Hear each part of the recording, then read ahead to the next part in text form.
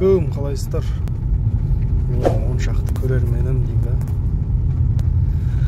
Ал енді мынау мәдениет аяғымыз. Аяғымыз мәдениет. Мәдениет жағынан болып жатыр. Қаланың ішінде болып жатыр. Трасса не болып жатыр екен? Жолда жүрген, трассаға шыққан жолда жүрген жігіттерге жолдарың болсын. Аяқ тазаланбаған әлі. Қар деген такой көрілмеген әлі. Алматының өзін көрмей жатқандай енді. Ең үлкен қала. Басқа несін сұрайсың енді. Алматының ішесінде болып жатыр.